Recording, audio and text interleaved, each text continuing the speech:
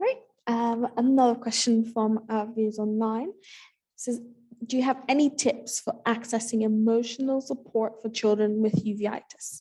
And also any recommendations in supporting schools or teachers in understanding the condition and medication effects? Her son is in his GCSE year. With schools, obviously my role is pivotal in crossing the school health service barrier. Teachers obviously have sometimes little knowledge, obviously, of the condition. There are a whole plethora of articles and different booklets through Versus Arthritis, which I can email or anybody can access on the Versus Arthritis website, which Lola talked about earlier. One of the other people you need to speak with at your school will be the Senko, who is the person in charge of the children with additional needs. You will need to bring your child's condition to the attention of the Senko. They should become your new best friend.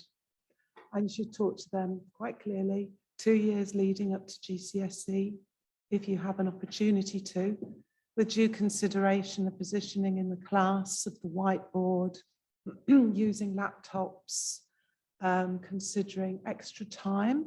If your child also has arthritis, obviously you could consider the issue relating to hands and flexibility, because they can have rest times as well in their exams.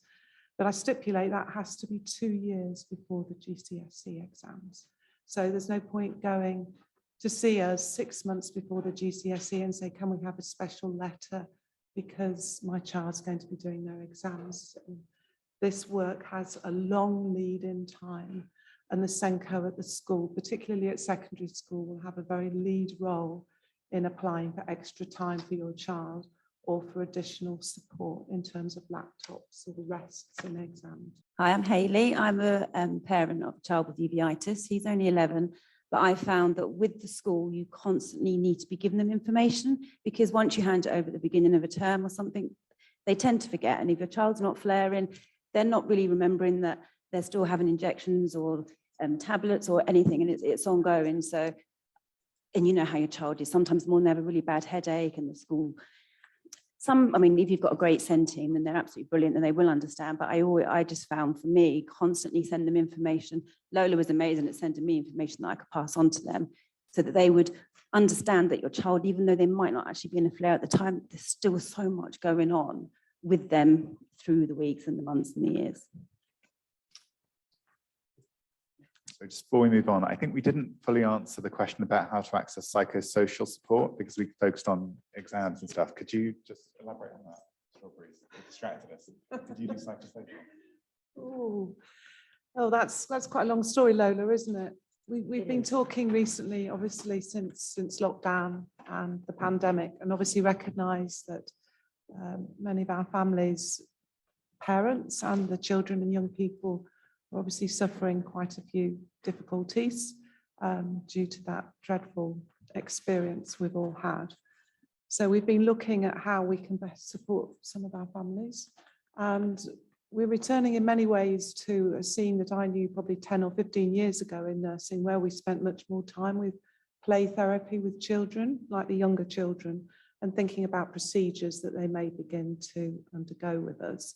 So Lola and I are committed. We've met with the play specialist and we've started talking to them about how we can anticipate the children on our list to start thinking about the painful interventions they may undergo, and how we could do some age-appropriate work with those children before they get to the stage of the clinic, the intervention, the photograph or the dummy pen.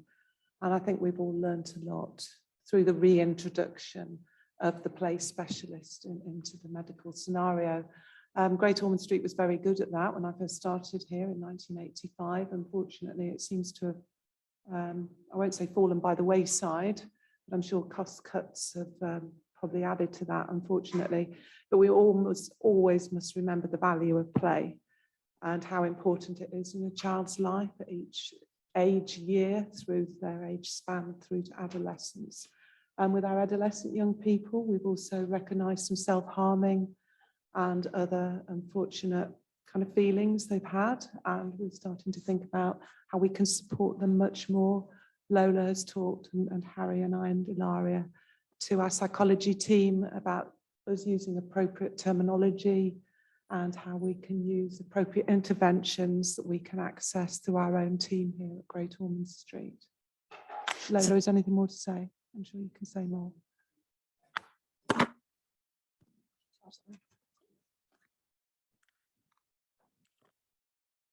So that was a fab answer. That was a very GOSH specific answer. And that same lesson should be applied to wherever you're being looked after.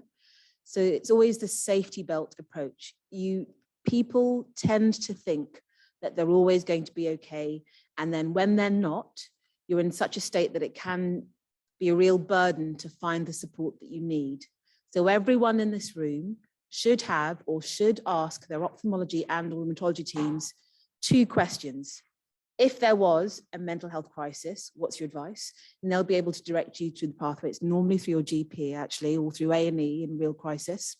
And what's available at this hospital for supporting children who might be getting there, on the way there, or just as a preventative step.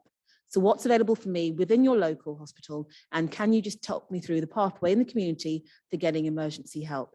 Because you always think it's not going to happen to you until it does. It's sort of like the seatbelt approach to care.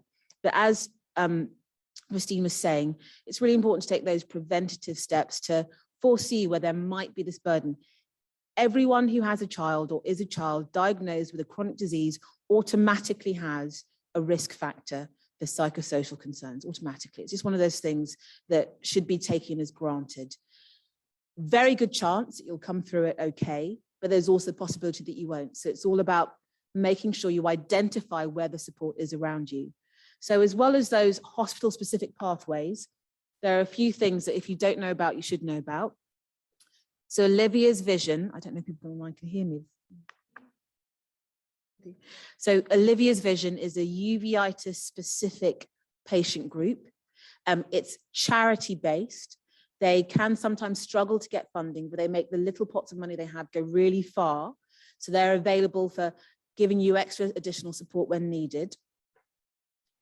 Juvenile arthritis research and children with arthritis, although arthritis is in the title for both of them, because in uveitis, we get seen by some of the same teams, we use some of the same medications, we share nurses, we share structures. They are very well versed in supporting children who only have uveitis. We'll put all these into a little end of day info pack that we send out to everyone. Alderhay Hospital also have this amazing website they developed with their local team. So you'll have to ignore this bit, make a referral unless you live in Liverpool or the Alderhay region. But they've got these fantastic packs research-wise, so videos to watch, things to download for people who either have a diagnosis for their mental health challenge, or where it's something that's broader, like loneliness, for example, or isolation or panic. Really good videos and resources for supporting you. And again, we'll put that in the pack to send around. So they developed this through Alderhay Hospital in association with the Childhood and Adolescent Mental Health Service. There's a growing understanding that the mental health service in the UK, the waiting list is already 2 years. It's only going to grow post-COVID. So the key is about early intervention, identifying the risk factors. Even though most in this room are going to be completely fine, it's the seatbelt approach. It's the seatbelt approach. Make sure you know where the support is around you. And that goes for the people online as well. Okay.